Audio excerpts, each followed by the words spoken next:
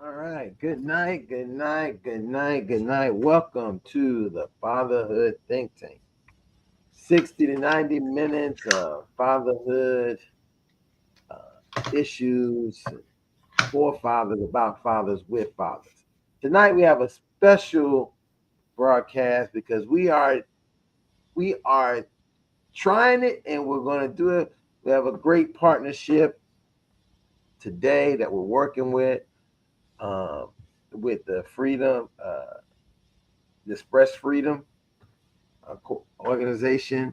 They wanted to have a way for us to be able to have uh, I forget what you call it, um, live, in person, and virtual Fatherhood Think Tank. They're going to be presenting some things in their live location. I'll let I'll let Brother Dukes, who is over uh, Express Freedom, tell us a little bit about what we're going to be experiencing tonight, and then definitely we'll get into what we need to. Good evening. Good evening. Hey, Brother So, Dukes. how y'all doing? So tonight, this is a appreciation event that we're having here at my office in Margate. We'll be getting underway in about 15 minutes, but the goal is just to show some appreciation to fathers, local and long distance, all around, recognizing all that the fathers do, share a little bit of information regarding financial wellness, and then wrap up the night by turning it back over to you. Okay, great. So we are going to while we're doing that, we're going to have we're going to do it really quick to get everybody, the fathers who are here tonight, who's participating, to go ahead and introduce themselves, and then we'll be ready to do this simulcast. I'm excited about this because once this can happen, I know that we can begin to take this to the next level in reference to what we do here at the think tank and adding it in a live component to it. And luckily, me and Dukes talked about it, and we said let's do it. Let's see how it works, and we're going to see tonight, gentlemen. Uh, I'll let anybody. Well, Dukes, I'll let you go first since you're on the other end, and then I'll let the other fathers introduce themselves. All right. Well, good evening, everybody. I'm Cedric Dukes. I'm here in Coral Springs or Margate, Florida. I'm a retired principal. I'm now a financial coach. I work with families, and I'm a father of two. They're older now, 29 and 26, and excited to be here.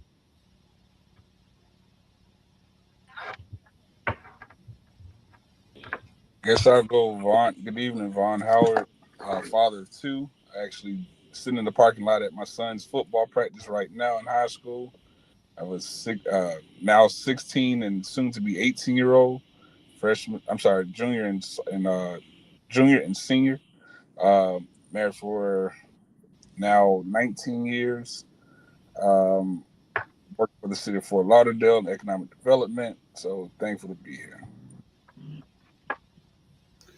Good evening, gentlemen. My name is Ed Tenney, and I am a father of three grown adults. I have two grandbaby daughters on the West Coast, one grandson here in the state of Florida, and I'm excited to be here.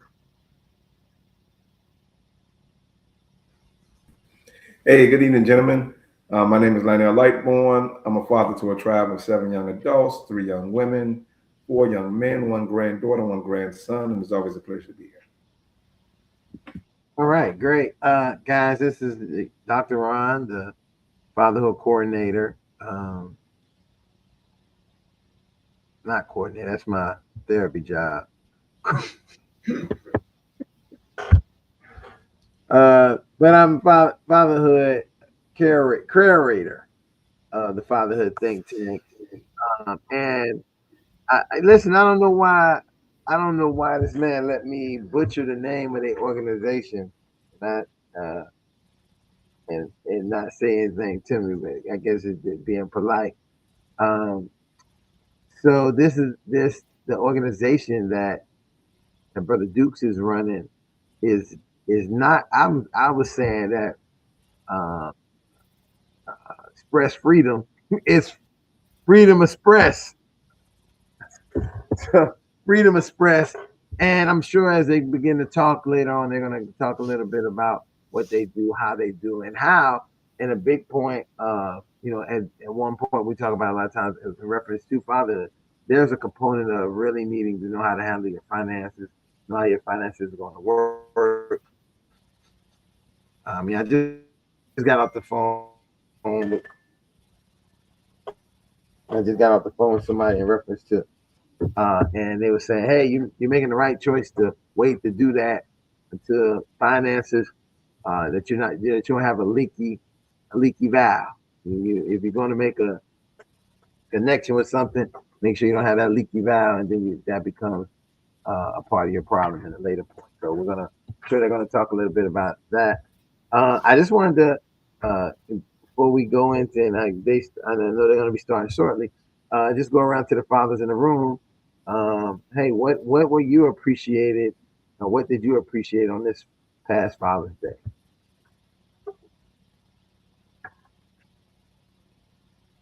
I'll go first. Well, outside of nobody just could decide what they wanted. It was like, what do you want? I said, I don't care. Like, you know, I'm supposed, you're supposed to, make these plans for me. You know what I'm saying? But outside of that, the entire family, we went to church. That's one of the things I wanted to do, just to kind of reset ourselves from a spiritual perspective. And just have, go to church service all together, which we do, but we had not done recently. Then from there, they took me to lunch slash pre dinner, which was cool. And then, for the most part, I just kind of relaxed. And I think that was, I didn't necessarily have a daddy or a daddy do list. Let's put it that way. So that was pretty cool.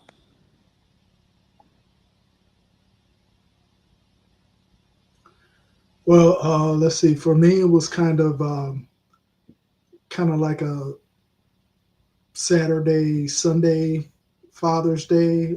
Saturday, I got a chance to help my son out with a kind of wild tree that was going on, and it was uh, pretty cool to be working as a father and son team, if you will, trying to cut back this tree and navigate how the branches are going to fall to make sure we're not destroying anything, as the branches. So that was really nice. And one of the things I wanted to mention when we got together here tonight is that um, during the break, he and I got to talking, and I told him a story from when he and his mom were younger, and he had never heard that story from me before. And he kind of looked me dead in my eyes, and he said, "Dad, I want you to start taking the time out, and I want you to record um, your life, basically. Start telling stories, and I want you to put that on video so I can show it to your grandson." And I'm like, that was really wild. I wasn't expecting uh, to hear that. Um, and he mentioned that he's going to be making video recordings for his son, my grandson, so that his son will be able to see who he is in totality, I guess.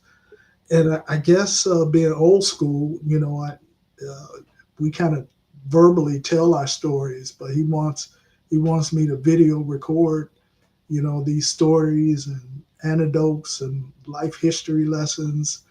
I thought that was pretty cool. And so Sunday was just your, you know, typical. He invited me over to his house for dinner. He fed me. I got a chance to feed my grandson. So it was a very full and I was very grateful for his hospitality and allowed me to hang out with my little grandson. So that was my Father's Day appreciation. Appreciated the entire week. Nice. Yeah, I listen. I love that part of father and son attacking the tree, working together. You know, those are the kind of things that you know we don't normally hear in our atmosphere. Like we tack this project together, and I think that it's almost like a uh, hallmark moment type. Oh, let me just listen. Just telling this, recording that right there for your grandson will be, you know, something fabulous. But I definitely agree, and I would say to many fathers that is a very important technique to use to make recording. I make these recordings. These recordings right here are there. I think Duke's is giving me a sign, so go ahead. Dukes, are we ready? If not, go ahead, Lightborn. It's not ready. No, I threw a fatherhood party, and so I threw a fatherhood party for, you know, for a few family members and friends who were fathers all together. And I was very surprised that 90% of the people showed up. 90% of the guys showed up just on fatherhood, and we started about 6, and the last father left my house at 1 o'clock in the morning. And so, and I mean, it was just a fellowship just around fatherhood, just a bunch of fellowship around fatherhood, reminiscing when we was younger. Just so we just went through the whole nuances of boyhood, manhood, fatherhood, and really just enjoyed organic, natural conversations and just who we were as men at that particular moment. So it was just a real blessing within itself. So that's how I enjoyed it.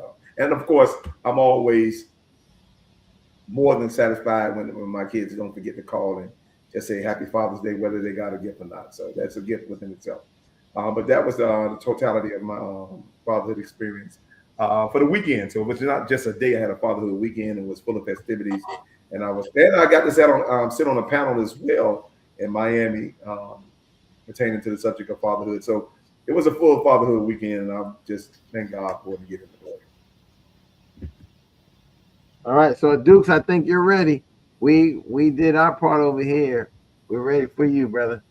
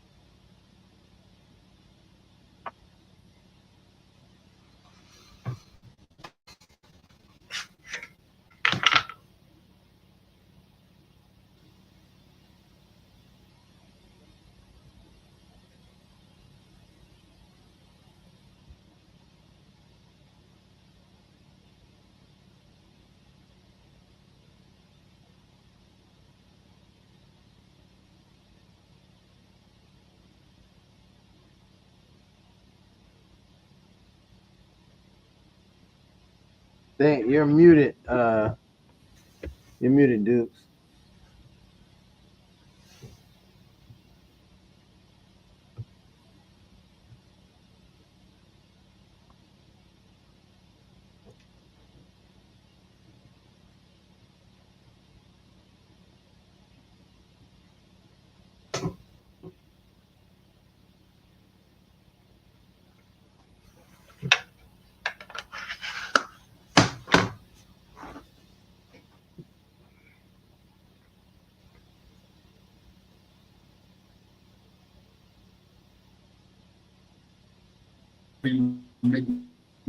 Can you hear me? That's what I was doing, but when actually, Yeah, we hear you. okay, she introduced me. Okay, I'm turning the camera around. And that I'm sorry.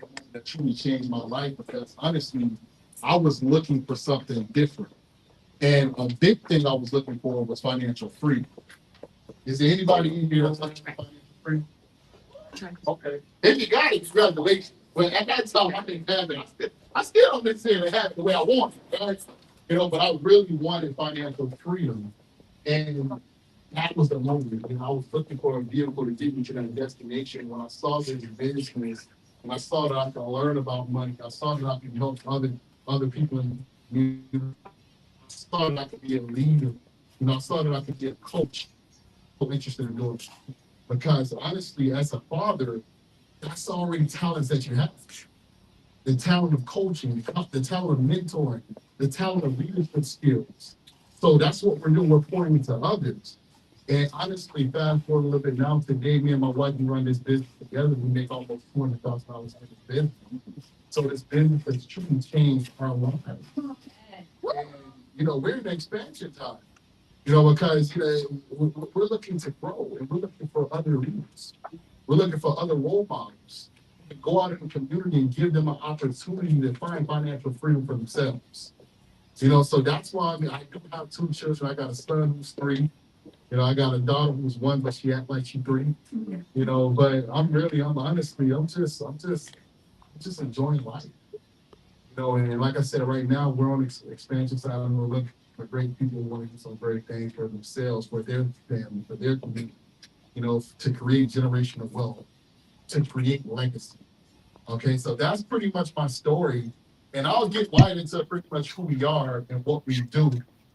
In a second, you're going to see it pop up on the screen. But we are Primerica. Has any of you haven't heard, if anybody here hasn't heard of Primerica before, let me have that. Okay, I don't see no hands up. So nobody's surprised, right? We are Primerica, and I want you to understand, I'm not surprised that you guys haven't heard of Primerica. And the reason why I'm not surprised is because our company, this company is became a household name. You know, we became a household name, and you know, we're doing this dad's appreciation to say thank you, because like I said, you know, you already have some of the tools, right? So it's coming up right up here. If you can just click it, and I can take care of the rest. Thank you. So today we celebrate dads who are building a legacy and show how Primerica empowers fathers to protect, grow, and lead their families to financial freedom. That's what we're celebrating. Right now, when you're looking at us as a company, who we are, our company's been around since 1977. We're almost a 50-year-old company next year. We're the largest independent financial servicing market organization in North America. And you know, dads who join Primerica gain flexible income, financial education tools, and a path to ownership while protecting families like their own. Right? But because at the end of the day, dads, we have that natural instinct of protection. So when we're actually doing this business, we're going down and helping them protect themselves. Now, how Primerica actually help dads protect their families? So first question, on a scale of 1 to 10, right? And 10 can be the highest. How would you rate your desire to become a property protected, debt-free, and financially independent? What would you say? 10. 10. Now, do you think people around you would have that same kind of rate? 10 and up? There you go. So most people, you can agree, most people rate that pretty high. But what they need is some kind of guidance, some kind of tool to help them get to that 10. Does that make sense? So here's how we actually do it. We build a financial house. We build a financial house, we put it right in their face. We show them how to actually build a structure that can get them to that financial freedom destination. Right. So the first thing is the foundation. We show them how to protect their income. We do that through life insurance. Now, why is income protection so important? Why is life insurance so important? What the Bible says, leave an inheritance for your children. Right. So at the end of the day, sometimes we may not necessarily make the money that you want to make for that inheritance. You can buy the money through life insurance for that inheritance. That's what life insurance does. Life insurance is the easiest investment you can ever make for your family. What do I mean by that? You pay $50, your family get $150,000. There's no other investment with that kind of return. None. It's a smart investment. Next thing is the budget, the emergency fund, the will. Why is that there? Well, at the end of the day, you want to make sure that you have savings. You want to make sure that you're planning accordingly. You want to make sure that you have some kind of instruction for your family. Right? Then debt being paid off, retirement, college savings for the kids. Those are all inside the walls of the home. And then the last thing is your goals and dreams. You're leaving a legacy. That's the last thing. You know how they always say last but not least? Yeah. Because you want that to be the most. You want that. See, you never want. That's the root, because the first thing you get out, you always know somebody's root. You ever, if you drive past somebody else and they missing some shingles, you know. You know what I'm saying? That you notice that roof. They got solar panels on there. You notice it. You notice the roof. See the goals and dreams. You notice those right away. And you got to keep them on the forefront of your mind so you can go out there and go fight them again. See, and that's what this house shows. Now, here's how we actually help families. Right? We do something called an F&A, financial needs analysis. And all that is us trying to figure out where someone is financially and also where they want to go. That's all the financial needs analysis is. You know, now I want you to understand, this ain't something complex. We got an app, we type everything in there, and it does everything. So all we got to do is ask us how old is it. That's all we got to do. It's just that simple. The computer does everything. All we do is ask a couple of questions, and then the computer asks us what questions to ask. Right? So that's what we do, financial needs analysis. So here's an example of John and Mary. They have $100,000 of insurance on that before side. Right? And they're paying $235 a month. And their cash value, they have $74,000 worth of savings, right? But in this kind of policy, what they don't know is that savings doesn't go to the family, that stays with the company if they don't use it. The second thing they don't realize is that if they ever wanted to use it, they got to pay it back and pay it back with interest. That's called a loan. Now, anybody in here want to take a loan from their own savings? Does that make sense? Not at all. And that's what they realized.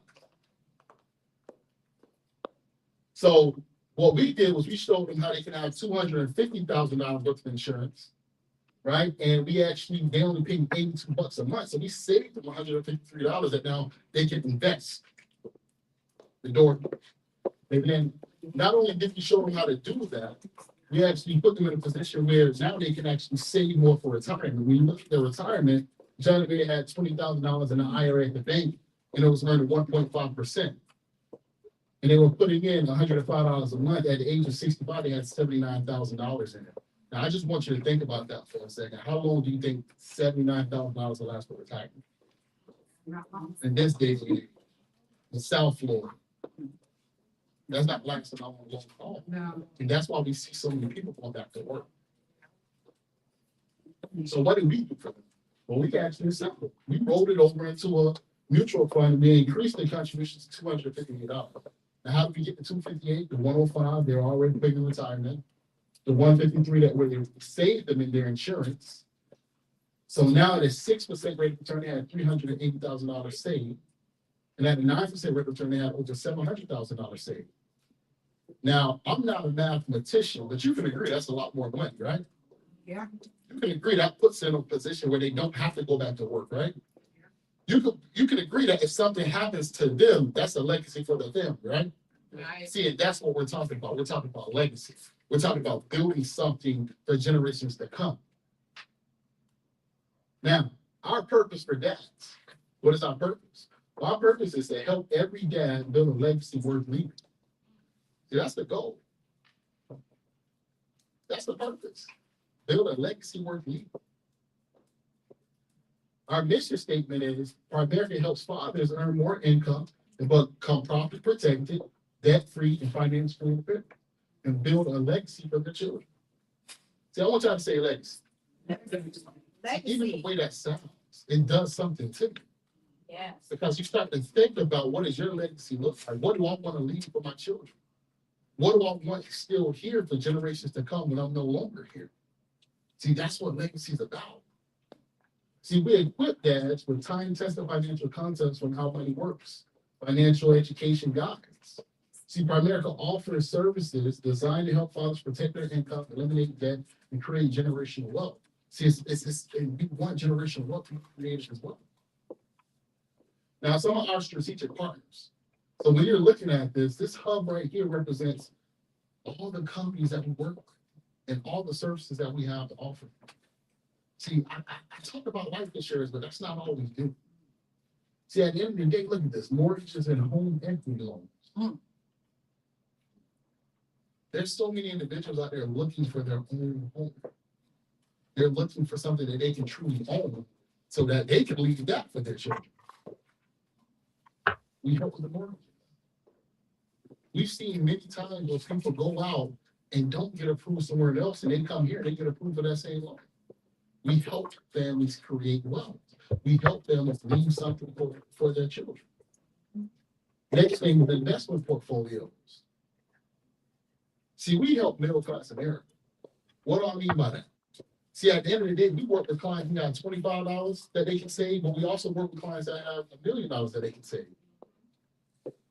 See, our goal is to make sure that everybody is creating wealth and building it. And it starts with something.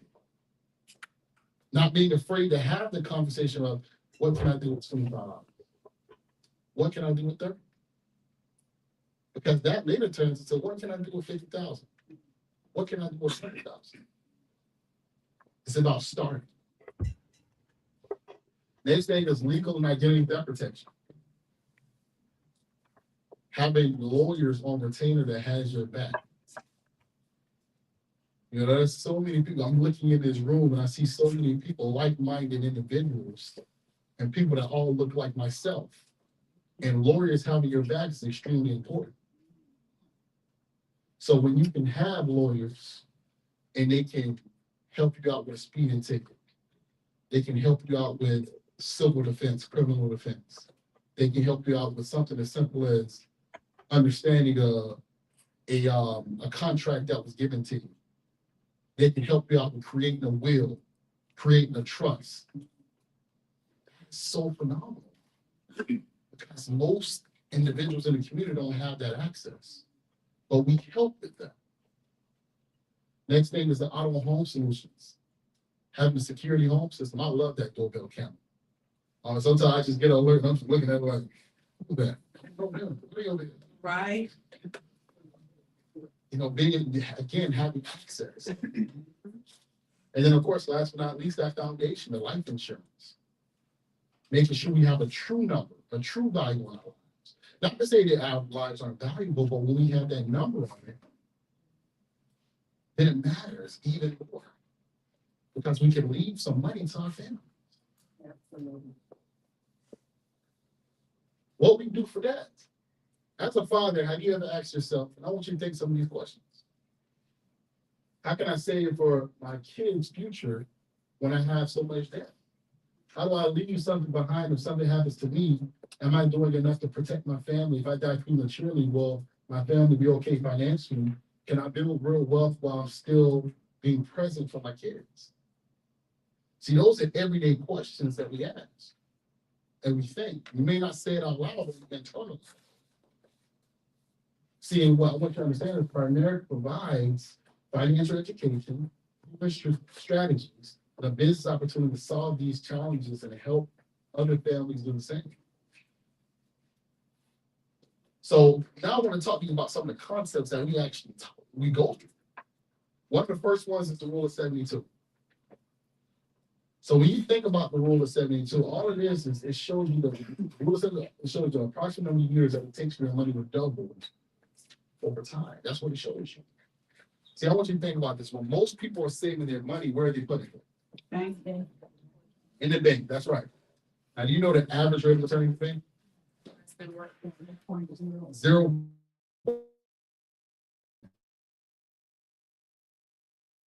$1,000 sitting in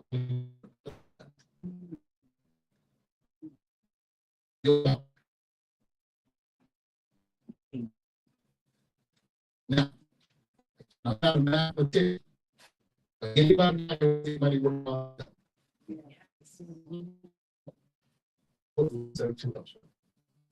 so which works hard. Look at this, 3%.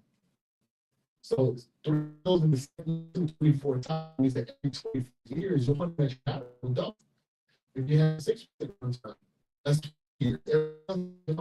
Every 6 years, every 6 years, this was not working for you, working for it.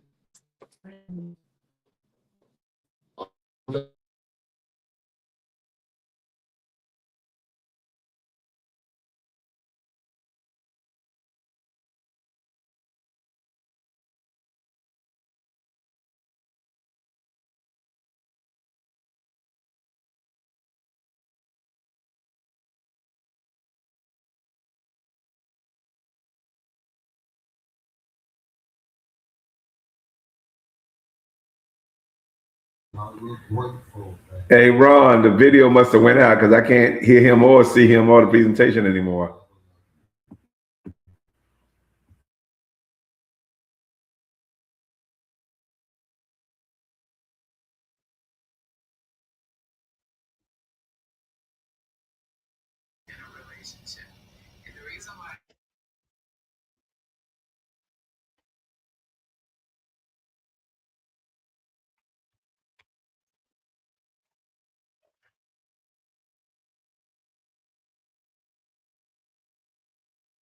Okay, so we must have got disconnected.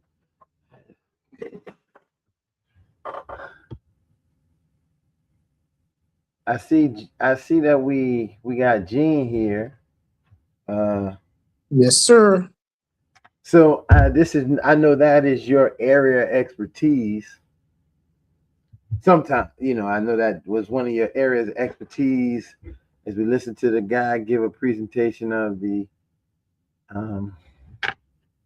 financial literacy, wealth management, building a goose egg for your family. What you say? How important is that for us as fathers to kind of build that type of wealth?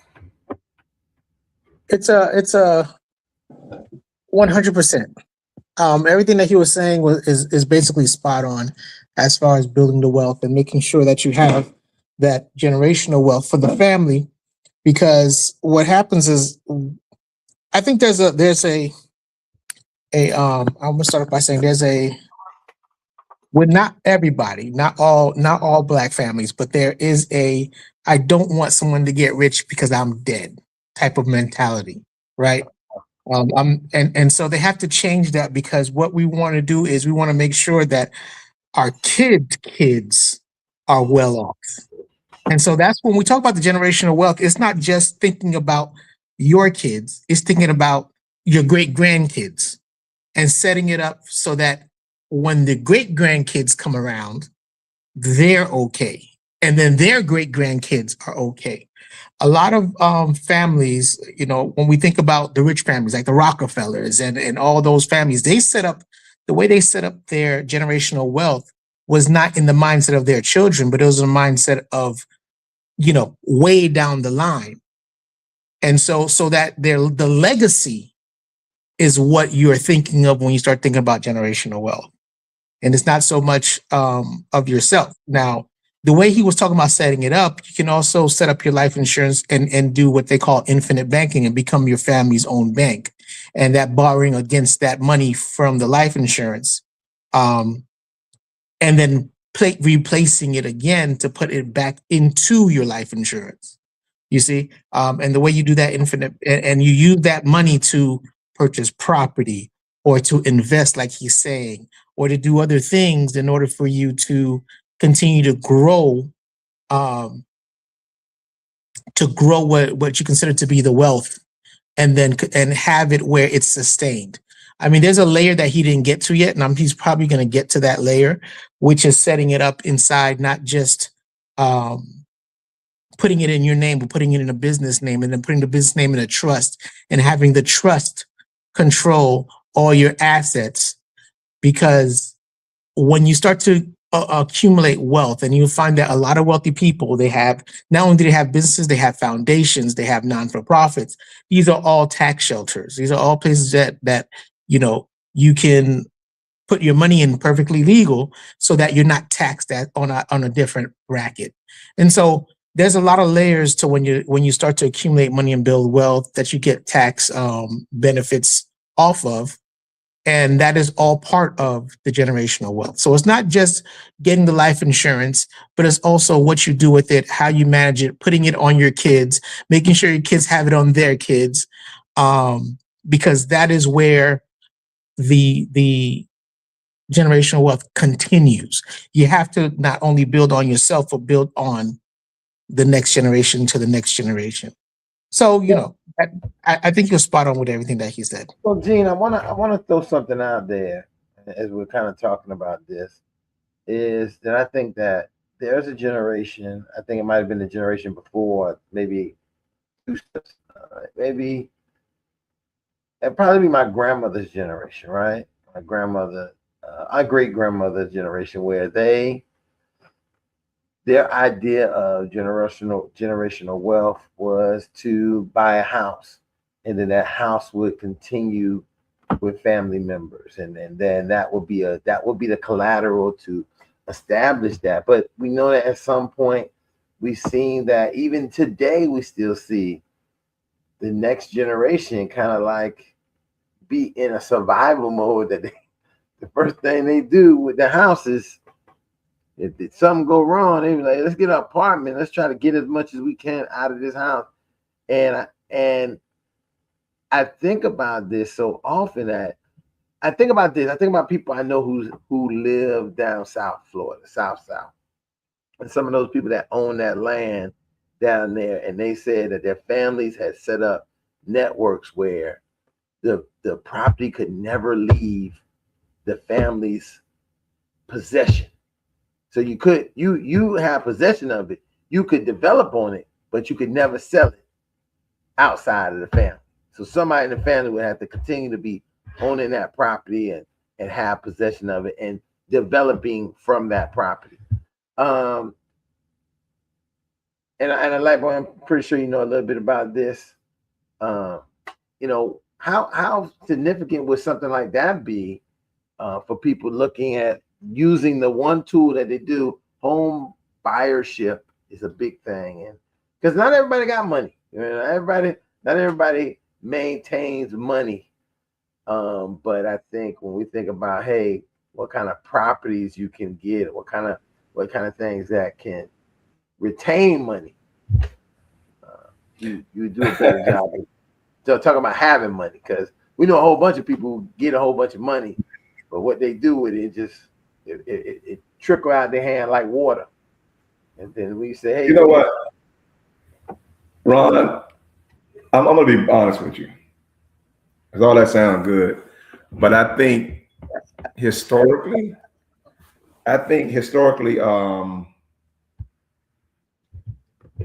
Prime America, and I'm like, and I don't love Prime America. Prime America is not a good product for Black communities, if you ask me. I don't care too much about it, because I understand the legacy of Prime America, what they did, they saw, and key word here, Prime America. You understand? And if you understand the recent history, because you got a distant history and a recent history of Black people in the word prime, right? So Barack Obama, when he became president, he had to sue some of the major banks for giving or preying on Black communities with prime loans, which is predatory lending. So prime and African American history goes together hand in hand. And so when people like Prime America do this and that, I'm like, no, Prime America is a high stakes marketing firm that build better salesmen, then they have a better product. And here's why. They never lead with their product sales and their productions. I'm like, okay, what's the highest amount of, because they'll tell you you can get. And so their product is more suggestive than anything else, not factual, suggestive.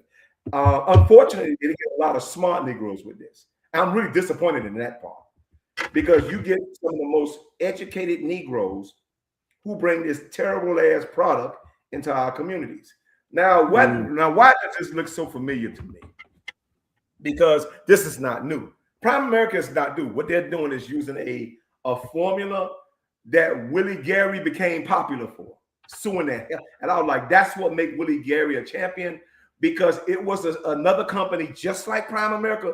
It was just a company back then that went through all the black churches, and the man on black communities alone, the man built a $2 billion empire. $2 billion. We talking about you're talking about like 60s, 70s, 80s, $2 billion empire, because he went through the leadership of black churches and sold them on that particular product, which so happened to be like Prime America, almost exact same formula. And so when they say when you don't know your history, you're doomed to repeat it. And so what happened is the Negroes who say they're smart enough and financially educated enough is dumb as a plum most of the time. And what they are is they're just what they call they're like pyramid salesmen, right? And so the financial wealth he's talking about is based on the recruitment of more people to buy in. So you recruiting, then you become like a salesman, and then you recruit a certain amount, and then your status goes up as a salesman, and then you have other salesmen that under you, and then as they build their brand, it's like the more salesmen that produce salesmen under you, it's how you make your wealth. That's Prime America. And so nobody ever think the question in the black community, because most people are just gullible as black people. Oh, we're very gullible. And so nobody think to ask like, okay, man, if we're going to be peddling your product to black communities, what is the average insurance policy that black people are being qualified for? We're not asking those questions because we live on other garbage. I'm like, if your main product is garbage, chances are the rest of your product is garbage. And so I'm like, first of all, how many people are getting qualified for what's your highest policy? And what's the average policy that black people is getting qualified for? Are we getting qualified for $100,000, $250,000, $500,000, $1 million? So how many of those policies are black people are actually being eligible for? And guess what? That's where you get them at. And then here's the bigger question. You ready for this? Since we're talking insurance, how many policies have you actually paid out to black people? See, black people don't ask. We don't ask the right, because they sell you on the salesman part and the financial legacy and all this other crap. That I'm like, man, Ron, if it wasn't for you, man, they would have got the business. I already know that I know. And I've seen educated people, Ron, so you won't be the first person they don't snooze. They build a whole brand. Okay. I'm talking about educated like a whole forum. And I'm sitting in like, and I'm astonished because I see some big wigs there. And this is true. I'm going on common sense alone. I ain't gonna call out the name of the fraternity or sorority, right?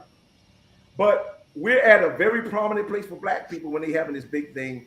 But this wasn't Prime America. This was another insurance agency. And the black division had built up this particular agency, I ain't gonna call their name, and built them up to a status where they had to create a black division. You know what they were proud of? And they sold millions of policies for? $250,000. Say we got millions of black people, $250,000 worth of insurance policy, right? Mm-hmm. I said, and I'm like, and they were like, that's gonna build financial wealth. I'm like, that's impossible for them to build financial wealth because the average house costs $400,000. But we would celebrate $250,000. And this is the logic. I mean, and we got educated, common sense, and people clapping. Oh yeah, that's right, this and that. I'm like, what are y'all, stupid? These people tell you that they have $1 million policies that y'all ain't getting. And you're saying you're priding yourself on selling millions of black people $250,000 policies when they have $1 million policies and $500,000 policies that y'all not even qualifying for, and y'all believe that they're a good partner to you. So it's not so much the trying to hide under the financial wealth banner or the financial literacy banner. That's crap. I said that's a rouge. That's a Trojan horse. Because the reality is they're building their wealth on a bunch of black, what you call on the back of a bunch of black salesmen that's creating more black salesmen that's selling a crappy product. Because at the end of the day, I want to know the product that I'm building, bringing to my community is actually working for my community. And I had them to come and I had them to do a financial analysis on me, right? That was dismal. And then I had them to do what they call an insurance policy. I'm like, what I would qualify for? Not one. I had about 5 separate Prime America come down and try to sell me a policy. I said, okay, what I'm qualified for? None of them got over $50,000. None of them. Every last one of them capped out at $50,000 or less when it came to get me a policy. And I'm not even sick. And so right then and there, I'm like, that's the problem with Prime America. It's not so much the promotions and the presentations. The problem with Prime America is their product. And they are notorious for selling crappy products to black communities. But again, this is not new, because if you go back and watch, it's a very entertaining movie. I would recommend every black person watch this movie before you get in contact with Prime America, because that company in that movie is Prime America, just in a new era. And that's the movie with Jamie Foxx, who playing Willie Gary. I can't remember the name of the movie right now, but Jamie Foxx is playing attorney Willie Gary, which is a prominent, matter of fact, he's the Johnny Cochran of Florida. And he had to actually go up against and sue this guy for doing what Prime America doing us now. He had to sue this guy for doing to black people what they did. Same MO. And once you watch that movie, your eyes are open up like, oh, damn, I'll be damned.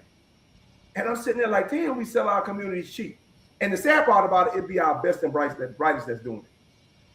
So I'm like, I ain't got no love and no respect for no Prime America and black communities. Their product is predatory in black communities, because when they talk about building generational wealth, I'm like, no, you're building generational wealth for that company, but you can't even get your people a decent insurance policy through that company. And I don't even want to ask you about the payouts.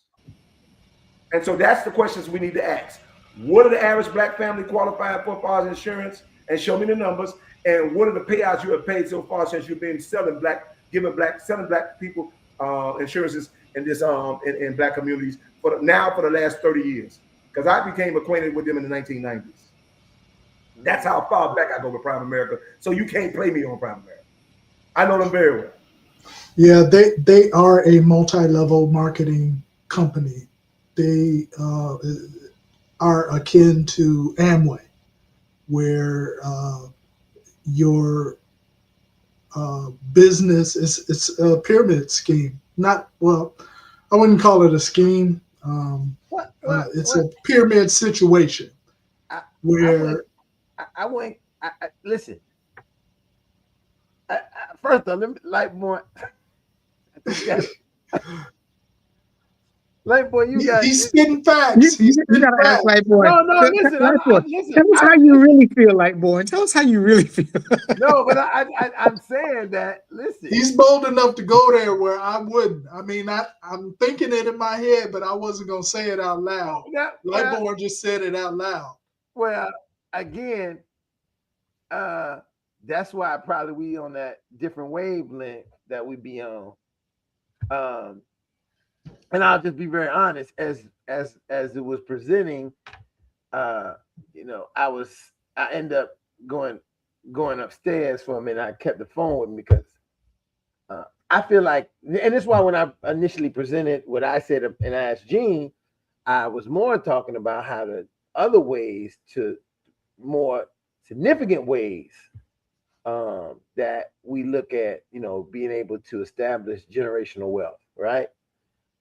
I think that a lot of times people are, I think that this is old. These kind of companies are old, and I'll be very honest. I think the new way is, and I see a lot of people hitting me with text messages saying, "Hey, this stock right here. I'm not a stockbroker, but hey, you should get into this stock." And what that tells me, just from my intellect, is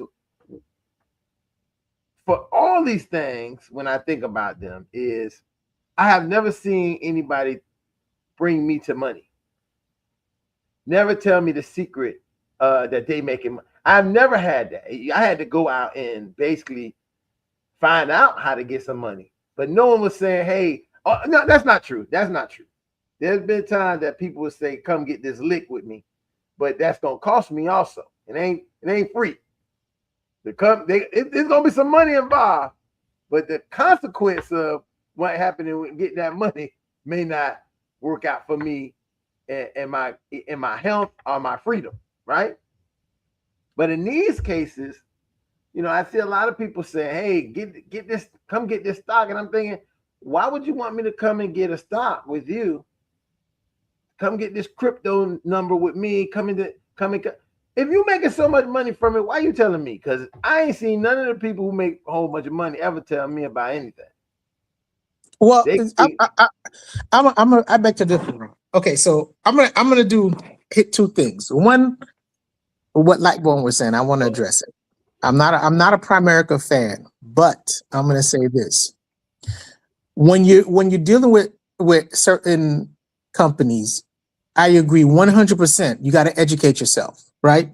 So the piece about Primerica that I actually like is the mutual funds, right?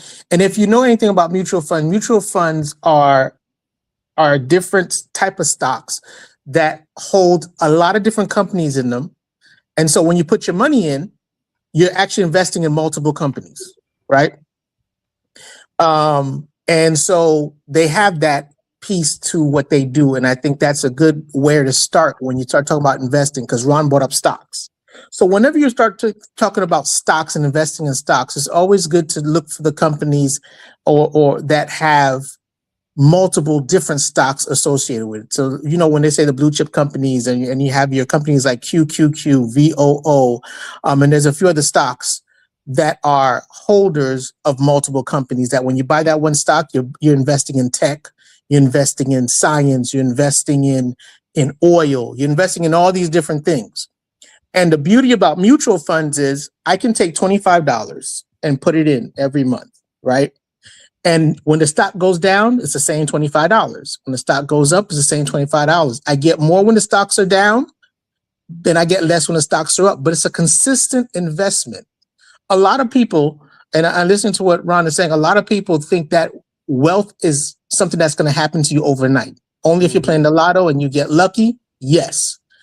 But it's a consistency that you have to build the wealth. And so when you start to invest, whether you open up your own business, that's going to take money, initial investment from you. Whether it's you're putting it on a credit card, you got to pay it back. If you're putting money up front out your own pocket, you got to pay yourself back. The company has to have a return. What a lot of people do is they have one stream of income, right? I have a job and I'm going to use my job. My job is going to fund everything else, right? But that's difficult. You have to start to think of multiple streams of income. Every person should have at least 6 streams of income coming in, whether it's your main job, a business on the side, investing in stocks, investing in real estate. And there are many different entry points to get into all these different areas. And so when we start talking about wealth, we're talking about building it gradually, but slowly and over time. Now, age does play a factor, right? I'm not going to say it doesn't. Age plays a factor. So someone like my age, I'm going to be 50 this year, I'm going to be a little bit more aggressive with my stock. I'm going to be a little bit more aggressive with anything that I'm investing in because my time frame is shorter than my child's time frame.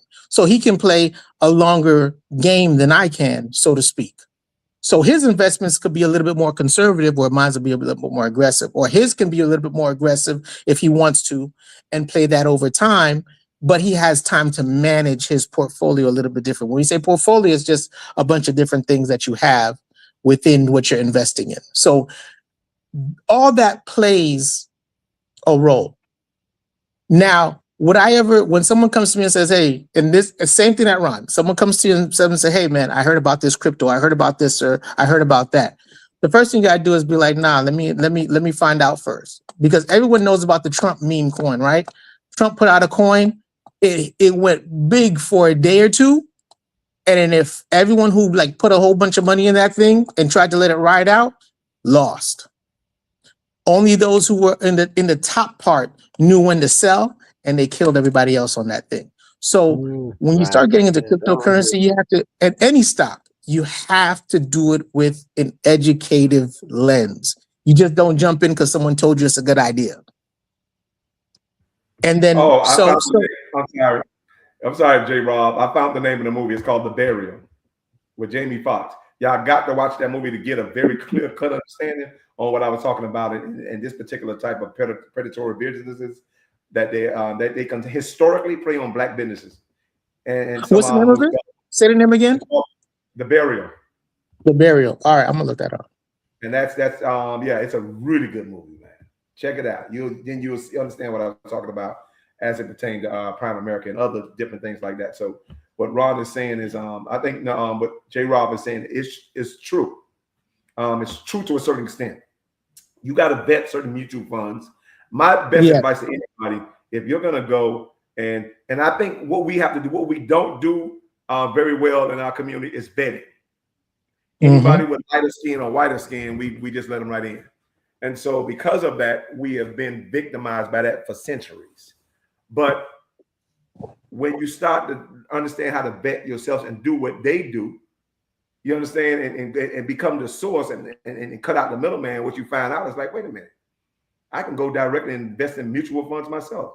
And then you find out, oh, you're gonna love this part right here, Ron. And this is the part you're gonna love, Ron. Your bank have mutual funds. The people you already banking with got mutual funds. The problem is you never asked for it. Right. And so I think the common sense thing to do is, if you're going to have some money that you're already saving, right? You might have a basic 401k that you put in the maturity of 5 years, right? So you already know that 401k ain't doing too much for you. It's only drawing 1%, blah, blah, blah, between 1% and 3%. But now they're offering a CD at your same bank. So here I'm telling you, you ain't even got to move your money. All you have to do is move your money at the same bank to a highest interest rate account, which can be a CD or a mutual fund. That's really it. But the problem is we don't have enough economic watchdogs in our community, because everybody talking about financial literacy as if Black people are financially illiterate. That insults me. You understand? Because we are financial geniuses. You cannot go from slavery to a society with no reparations and be financially literate.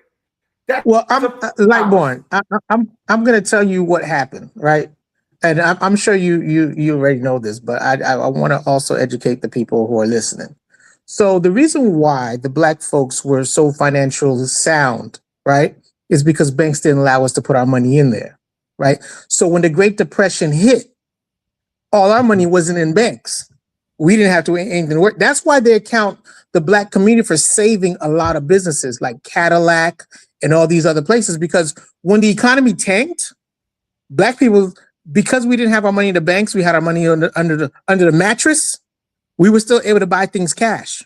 So when we went out and bought the cars, we bought the cars cash. When we went out and bought anything, clothes, whatever, we had to pay cash. There was no credit for Black folks. And so we were able to, right. So we were able to save, but the detriment to that, and I'm going to tell you the detriment to that, what you save is what you have. Where what Lightborn is saying, when you start putting it in CDs, what you save starts to compound with interest. And there's a big difference, because $100 today, if I put it in the right investment that's giving me a good return, can be $500 tomorrow. You see what I'm saying? When I say tomorrow, I mean down the line. I mean literally tomorrow. But if I don't invest it wisely, that $100 today is either going to be zero, but if I don't invest it, period, that $100 today is going to be $100 tomorrow. So what Lightborn is saying is 100% sound. Safer investments, like if you're not willing to take a risk and you want to be super safe, CDs is the way to go. They don't offer you a high rate of interest on return, but you do get a rate of return. You see what I'm saying? So there are safe avenues, there are risky avenues. There are different ways to invest your money and make it work for you. Now, this is where we talking about being proactive, because I think a lot of time when we teach financial literacy in the Black community, we teach it from a reactive standpoint and not a proactive standpoint. And what does that mean? That means that first of all, there's no real regulation, so we have to start regulation what financial products come in and out of our community. Prime America is never gonna be scored. If they should not even be allowed in your community. That's number one in the Black community. It's not a respected product. Oh, remember you said blue chip and all that stuff? The problem in Black communities, we don't have a blue chip system or a black chip system to say approve or disapprove. And until we create that system to say who's approved to do business in Black community, who's not approved to do Black community, that's where we fall short. But once that system is in place and it can't be compromised, that's when we start to be an economic power that they cannot deny. And so when me and you're talking, but we're talking things about things that we know, J-Rob. But the most people, and most particular Black people, when they coming in when they coming in with the financial literacy stuff like that, they're using Black people to scam Black people. I know, and if you watch American Greed, you will see, oh Jesus, you will see it frequently. I've seen mega churches got scammed by people who that was their members, faithful members who were working for organizations, investment firms, and blah blah blah scammers. And I'm like, wait a minute, y'all scamming the church too? Churches got scammed, Black celebrities got scammed, and they use other Black people to do it. And so what I'm telling you is this. I'm like, listen, man, if you're with a reputable, and this is what you call a reputable agency when it comes to Black communities, if you want to safeguard yourself. First of all, make sure whoever that you're banking with or whatever financial institution that you're doing business with, please make sure they FDIC approved. If they're not FDIC approved, I don't care if they're a bank, if they're an investment firm, if they're not on that FDIC list, take your money out of that place right now. Because all the FDIC do is ensure your money or whatever monies you got with them people up to $250,000. That's it for the people who got up to $250,000. If they not FDIC approved, what they can do is hit you with this right here. And I love this part because this is what makes a scam legal.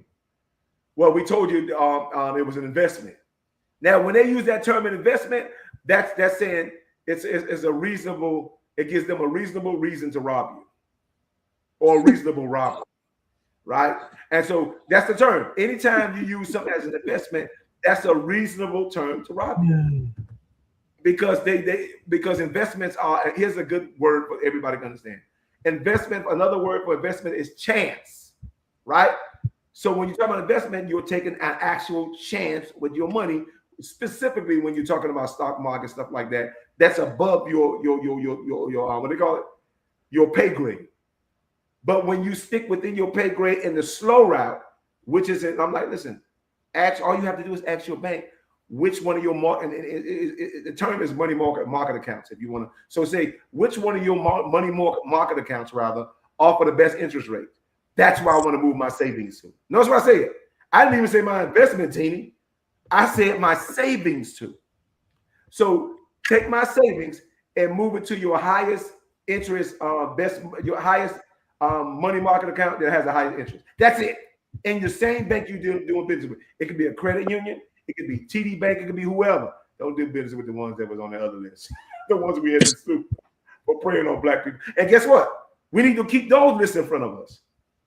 You can't forget that recent history, which was roughly between 2008 and 2015, where you had predatory banks that had to actually got fined and had to pay out to Black communities for preying on them on predatory subprime mortgages, blah, blah, blah, blah, blah. So I'm talking about the big banks like JP Morgan, Bank of America, I think Citi, household something, whatever. And so when you have those, I'm like, the problem is we should never forget that.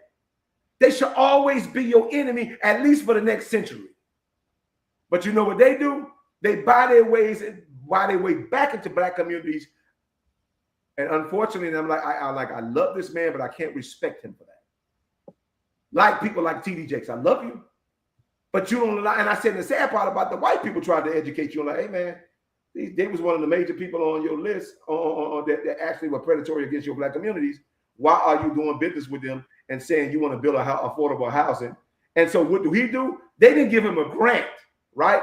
Because I believe that the every bank had to pay out a certain X amount of millions. Like I think Wells Fargo had to pay like 100 or something million, but when it totaled up, it was like $3 billion or something like that, right?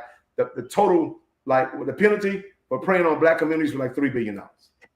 And so I'm like, Diddy, why are you borrowing, which means you're doing business with a bank that was recently charged with living predatory loans to your people?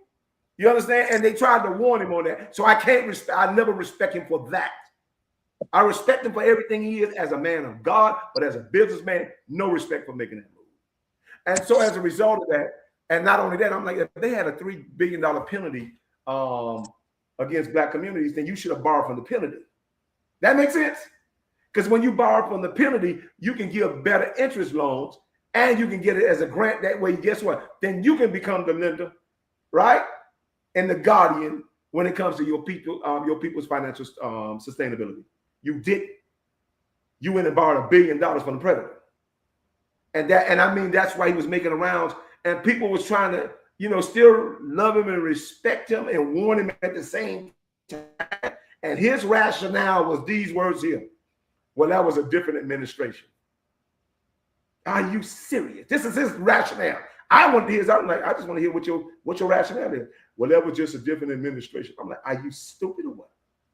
You are too wise to be too stupid in this moment right now. Especially if you got people trying to give you the answer. God putting the ram in the bush, letting you know, like, maybe, man, maybe you not need to be making deals with the devil. But you made it anyway. And that's a story that's unfolding right now as we speak. And we have to really be better watchdogs of these people that's coming in our community and trying to sell out because they think they're going to build financial legacy and all that stuff. No, they're building financial legacies for their people. They're just using you guys as like they always use you. Financial guinea pigs. I have to say, you said something earlier, which is 100% true. You can control your finances. You can control. They make it so much easier for the individual to pretty much manage their own money. You have like apps like Robinhood, Acorn, even Charles Schwab, things like that where you can manage your money. You want to go to one thing that you said about the banks is 100% true.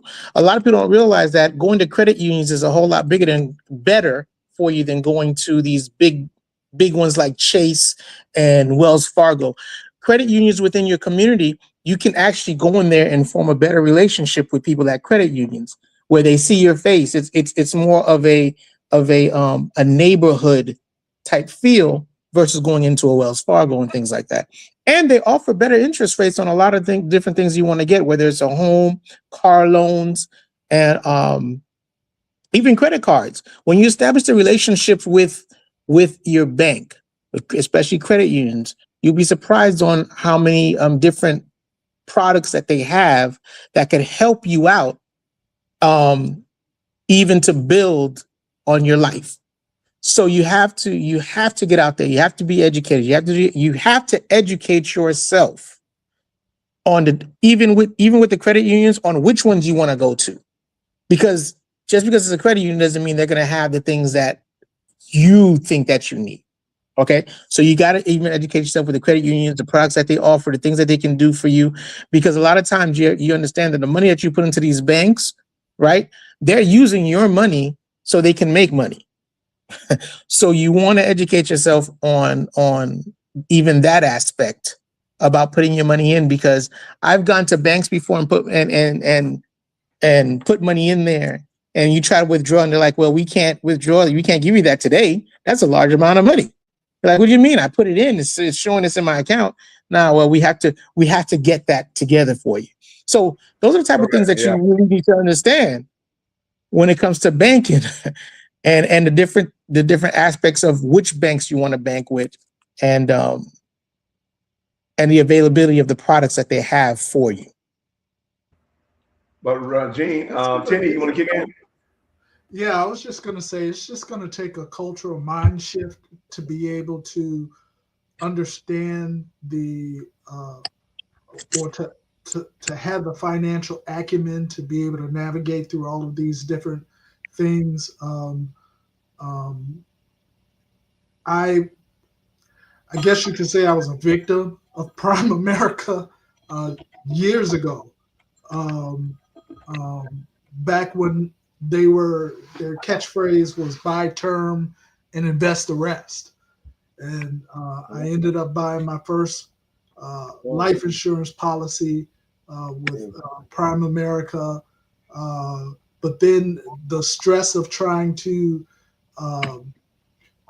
search out other individuals and give them names, give them 3 names of people that they can go to, host meetings and stuff like all of that stuff. It was like it just got to be too much, and eventually I let that policy lapse, and I went to a traditional company. I think it was MetLife or something like that.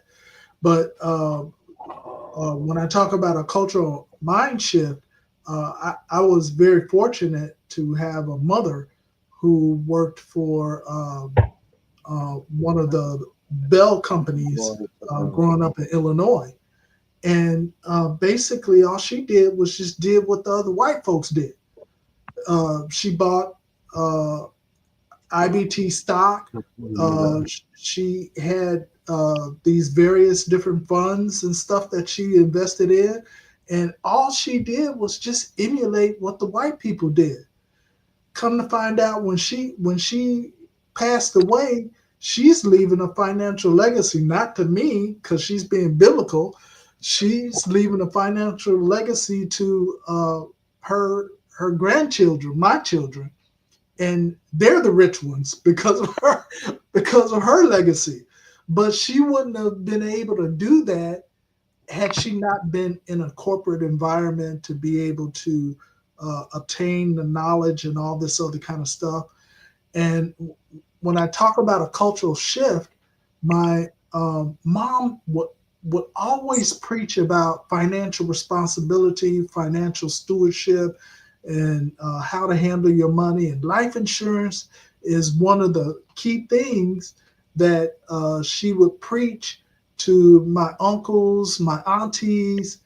None of them listened.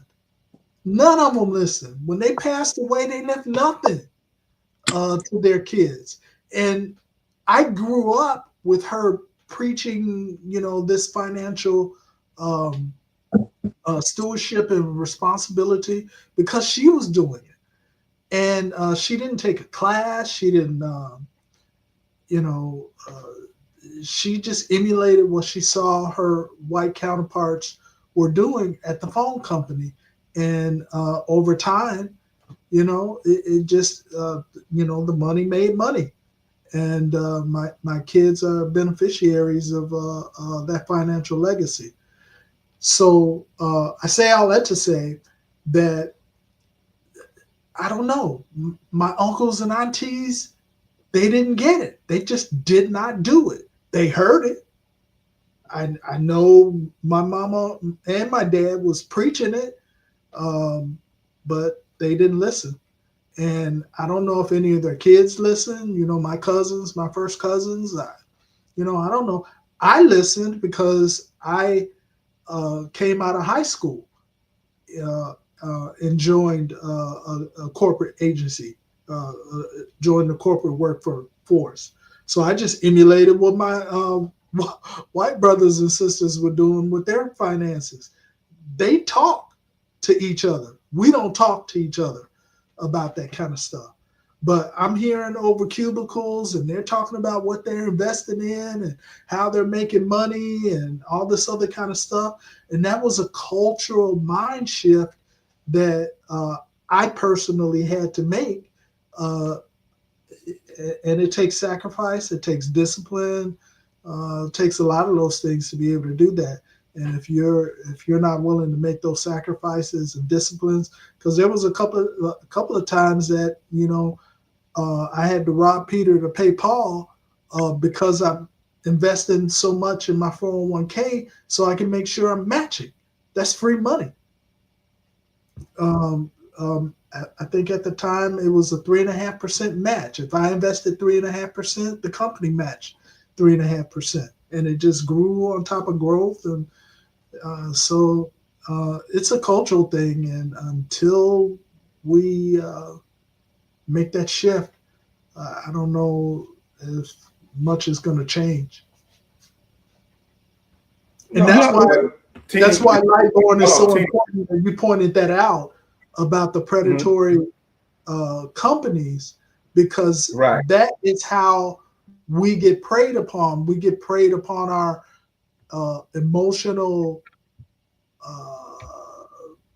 ties to it, because they come in with this emotion and get you to buy these substandard products. Let me say this, and I think that, and as I listen to this, I think about what happens to many people, and I think more of the working class. Listen, I have been in the working class my whole life, right? Not listen, working class, and now maybe not the lowest working class, but the professional working class. When you went and go get a degree, then you get from your degree, you go get a job that will be hopefully sustainable throughout your life. The way that operates is a lot of times the working class people, based on whatever their life things are, especially for men, thinking of men, especially who become fathers, they don't really have a value in these things, right? Because they're just trying to, as I like to say, sometimes they're just surviving, maintaining. They're many times working themselves to the bone, rob Peter to pay Paul, and then try to find ways to manage that and go back and forth or what have you. The idea of getting an opportunity, like you said, Tenny, to be in a place where someone could give you that kind of information, right? But Tenny, you was working in a place where the people was making the bucks to put towards that. You know what I'm saying? And so when we start looking at what people's, we a lot of people don't like to ask this to people. Well, what's your salary? What's your salary? And when we start looking at the salaries for fathers in our range, a lot of them don't get past the 50. And I mean, might be looking at the 60. For some of the fathers and men who are able to get to the 75s, the 100s, 150s, a lot of times they may even have the access, like you said, Tenny, to some things to make some moves, but they gotta, like you said, they gotta want to. They gotta find it to be interesting. Because at some point I got this money, man. Let me get this big Cadillac. I'll make sure I get me a big house for the crib. Give me a couple, then I can maybe get me another little thing on the side. Oh man, I gotta pay this child support. It's not kind of thinking of long term. It's thinking of how can I enjoy it right now? And I think that is a mindset thing that is twofold. It's one that if you have the money, what are you doing with it? And I think I heard somebody say that. Oh, I'm trying to think who I said. Oh, I know. I heard somebody say this the other day. The famous quote from Umar Johnson. Umar Johnson said, I know some people don't like him. They got his feelings about him. But he said that many millionaires don't realize the reason they're millionaires is to try to do something to help their people, right? And the guy was kind of pushing back on that, saying, hey, them people worked hard to get the money they got. But he was saying that you got that money because you had a purpose, and your purpose should come back twofold. It should be able, when you have a purpose for what you're doing, money will come to you. And you will do something different with your money than just think about buying 20 cars and buying 3 houses and think about trying to get a jet. You'll say, oh no, let me see how I can redistribute this money into my community, that eventually when we talk about that generational wealth, putting not only myself but my family in a position where people and my community can have generational wealth. And so often a lot of people take on this, I think, and not to say it's completely capitalistic, but sometimes a capitalistic mindset of I gotta have all the money and nobody have anything, and I'm gonna sit on top of my hill of money and do whatever I want, however I want to, because I made it and I was smarter than you to do this and do that. But sometimes I understand that because maybe that's where I come from. Like, it does no good for me if let's. I say this all the time. Knowing they was having the lotteries for like $1 billion or whatever. Now I don't even play the lottery, right? But everybody was talking about what they would do with the money. Every time it was one of those big lotteries, I had thought about 1,000 things to do. And none of it was me buying anything for myself. It was opening a company so I can hire all the people I know.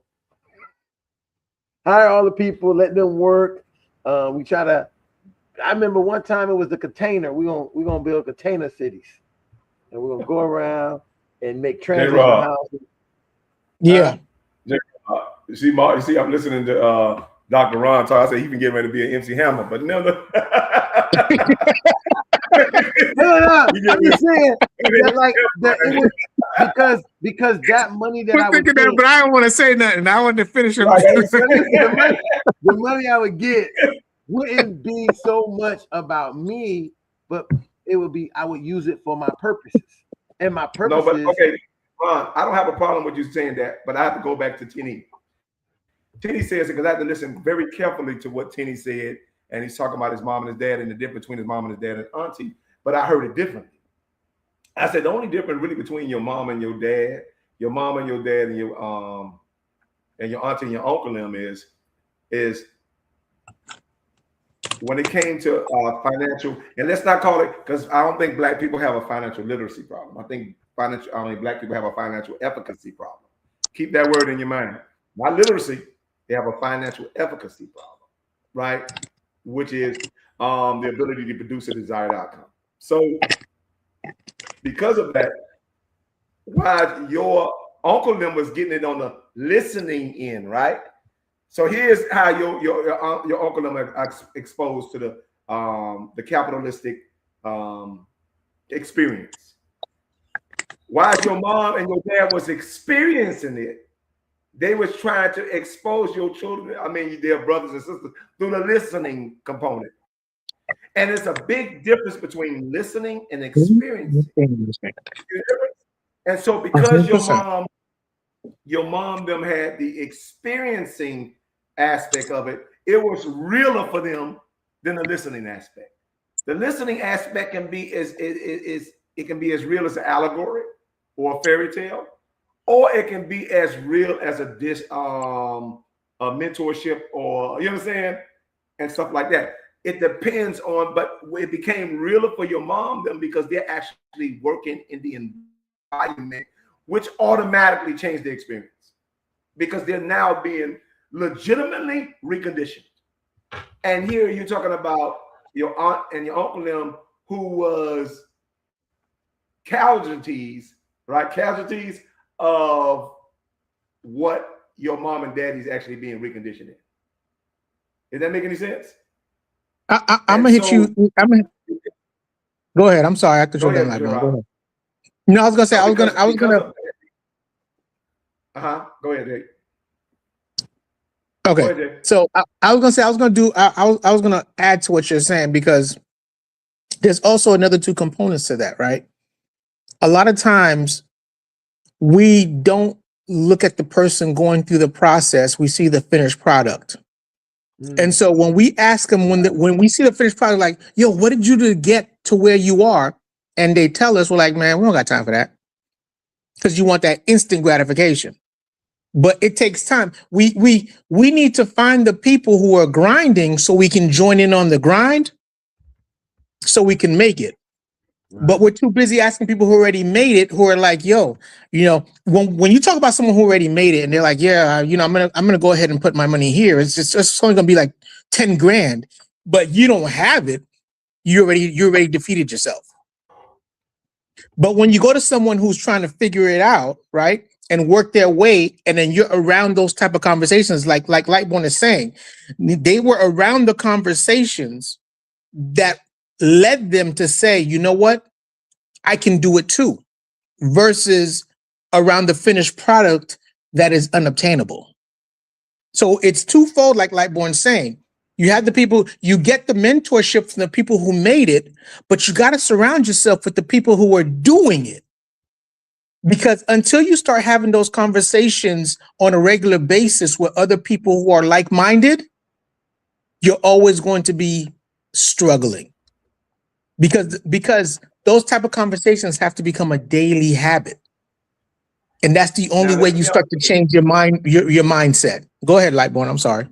But remember what I told you guys about is 2 different reactions we got in our community. We've done a lot of things, but we haven't. We're more reactive, but never really proactive. What does proactive look like to us? Black Wall Street was proactive. Jacksonville up there, Rosewood was proactive. That's what proactive looked like. Proactive, saying that, you know what, we're not only gonna have, we're gonna build, because it's one thing to have, and there's another thing to build. You have people who have, but they're not building nothing, right? See the difference?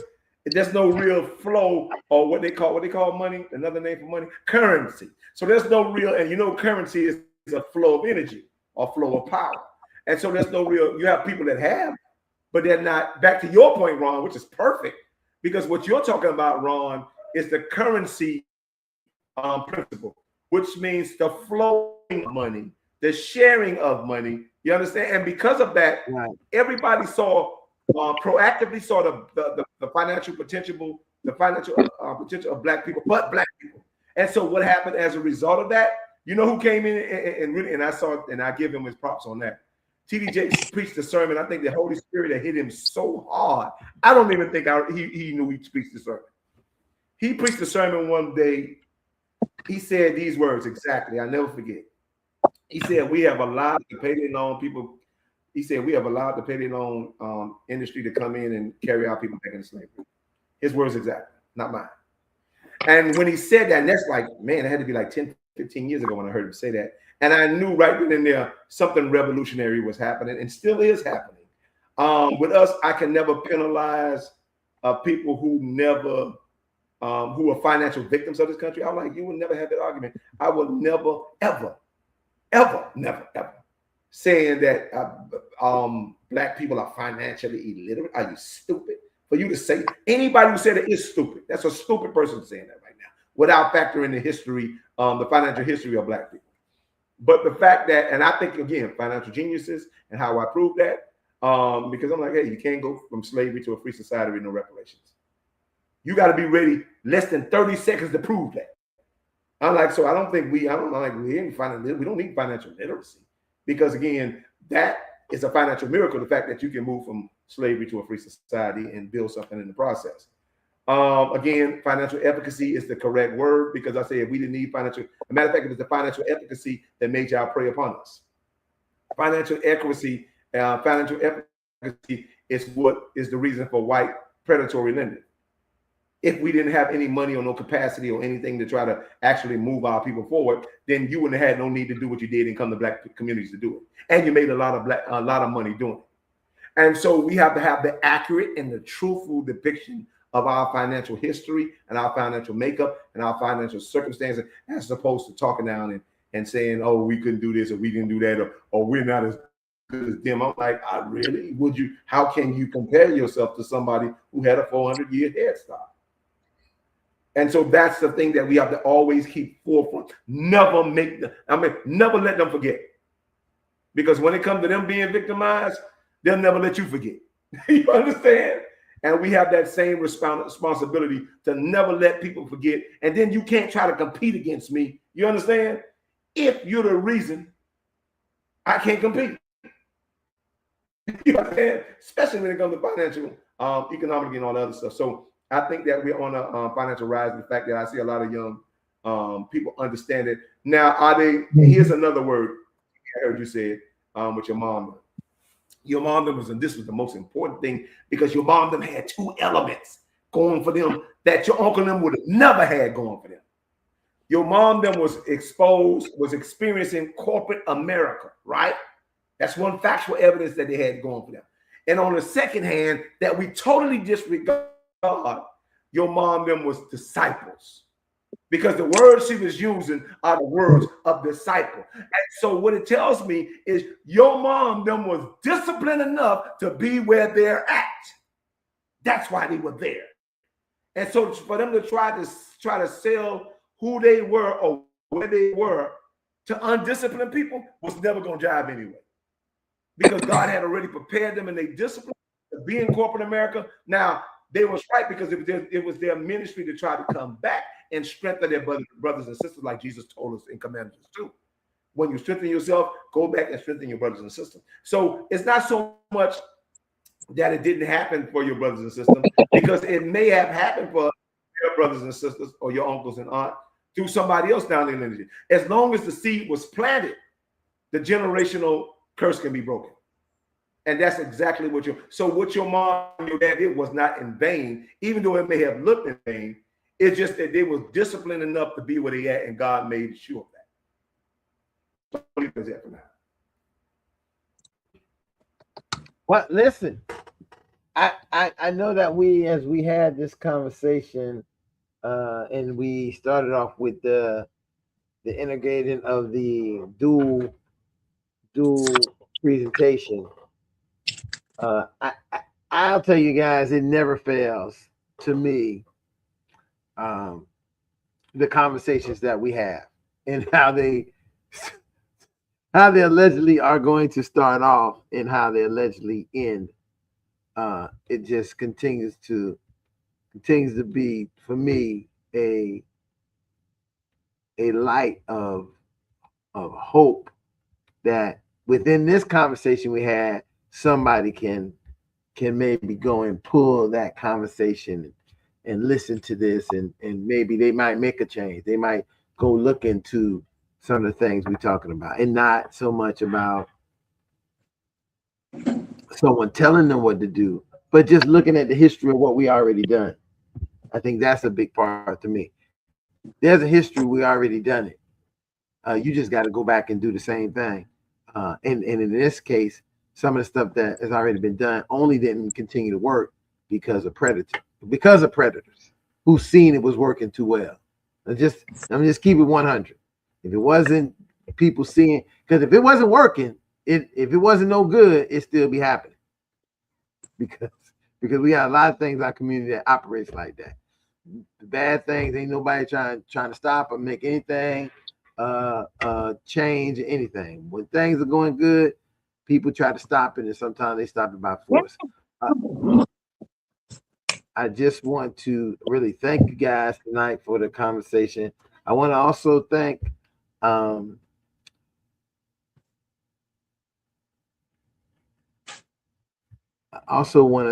the organization we was partnered with tonight.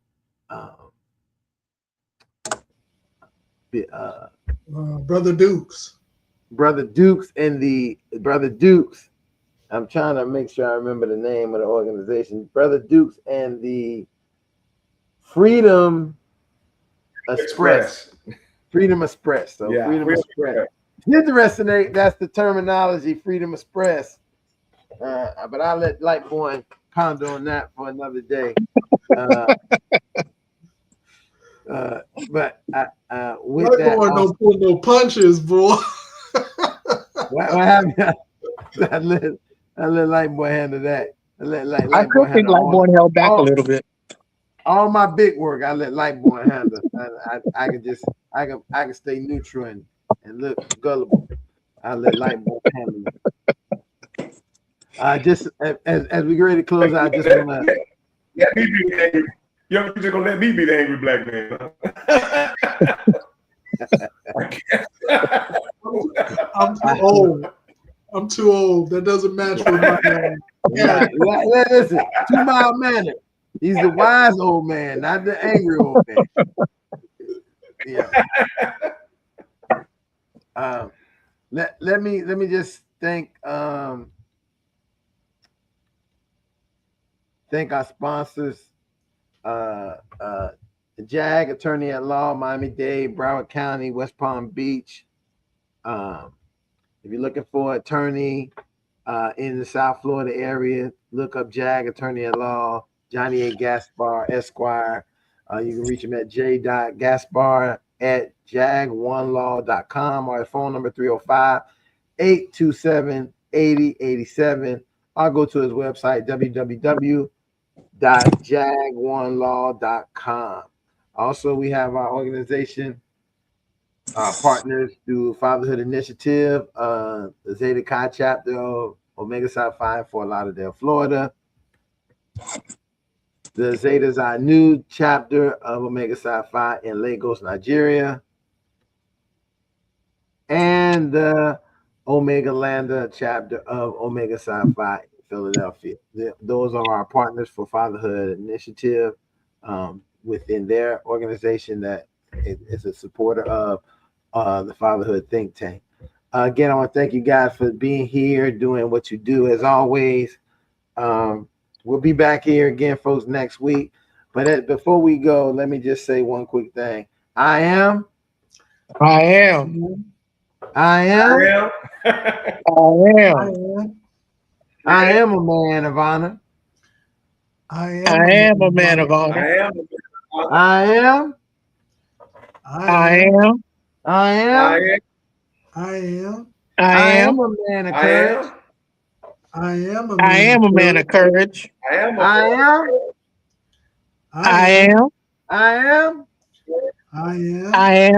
I am a man of respect. I am a man of respect.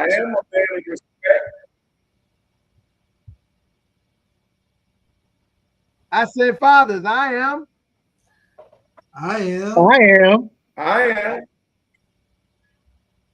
Fathers, I say that you are. You are. Fathers, I say that we are.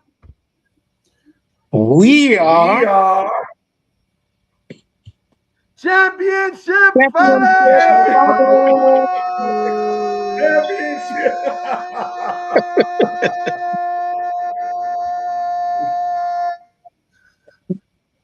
Okay, you're right. Ron, you got you go. You still going? I said, hold your kids on your shoulders. Keep your word on the back. Remember that anything that you want to do, you can do. Fatherhood is it doesn't have a playbook, so you have to work through it the best way you can.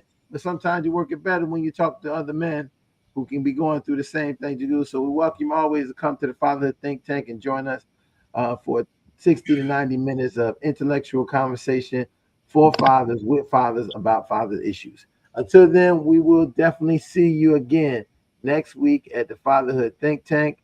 And good night. Good night, gentlemen. Good night. Blessed weekend, fellas. Baby, championship father.